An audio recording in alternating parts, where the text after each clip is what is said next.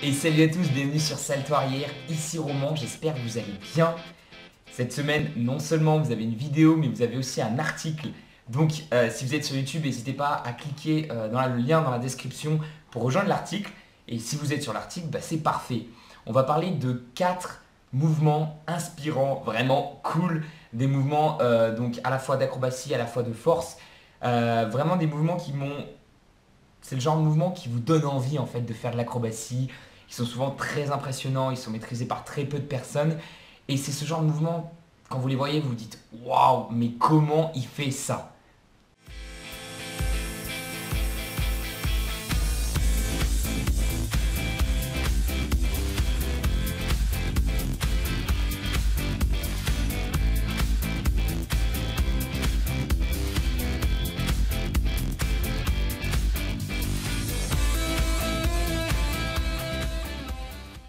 Donc voilà, généralement on voit ce genre de mouvement, on est vraiment super content, on se dit waouh, il faut que je l'ai. Moi la première fois que j'ai vu un salto arrière, je me suis dit waouh, il faut que je sache faire ça.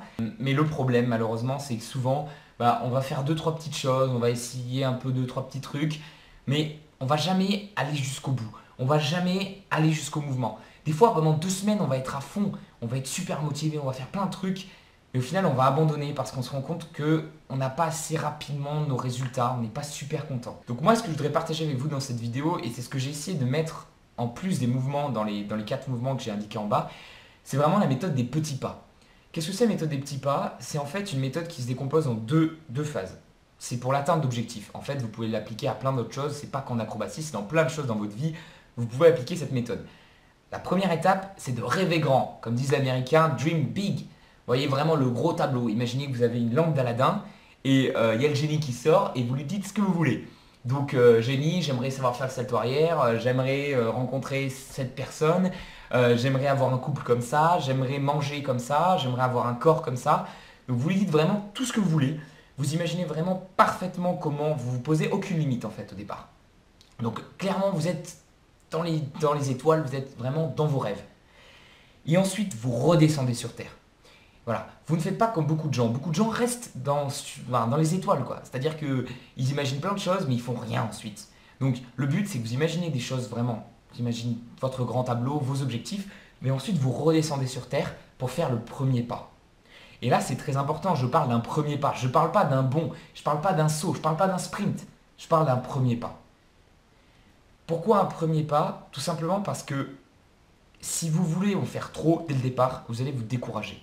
Je connais des gens qui, par exemple, aimeraient courir un marathon. Alors c'est un beau objectif, hein, mais ils commencent en se disant, ok, faut que demain j'aille commencer à courir 10 km.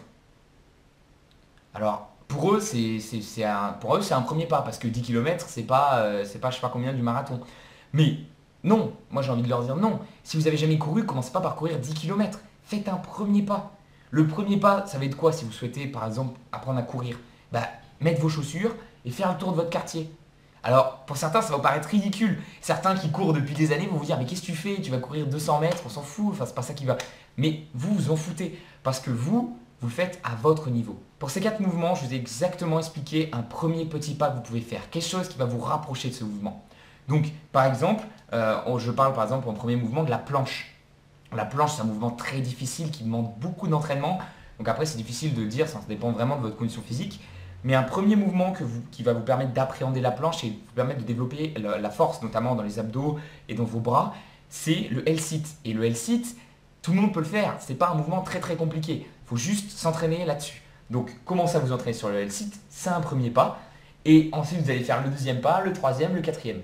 Donc, sur chaque mouvement, je vous ai juste donné les premiers pas à faire. Je ne peux pas encore faire de tuto sur ces mouvements. À vrai dire, je les travaille moi-même. Hein. Je ne veux pas me faire passer pour ce que je ne suis pas. Je ne maîtrise pas encore tous ces mouvements, même s'il y en a certains que je commence à bien maîtriser.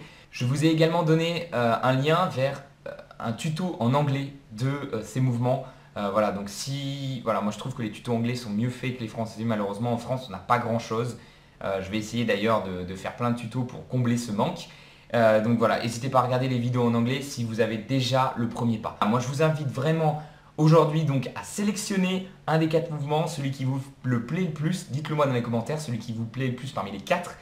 et de faire concrètement aujourd'hui un premier pas vers ce mouvement comme je vous expliquais dans la méthode. C'était Roman, vous étiez sur Salto Arrière. Merci d'avoir regardé cette vidéo jusqu'au bout et je vous donne rendez-vous la semaine prochaine. Ciao. Ah oui, j'ai oublié. Il y a mon produit qui va pas tarder à sortir. Donc voilà, je suis en train vraiment d'y bosser dessus en ce moment. C'est un produit, j'en ai déjà parlé dans une vidéo précédente. Donc préparez-vous, du 24 au 30 novembre, ça va être la semaine de lancement. Je vais vous parler un peu de qu'est-ce qu'il y aura un peu dans cette formation de 4 mois. Donc voilà, tenez-vous prêts, le 1er décembre, c'est le jour où ça démarre.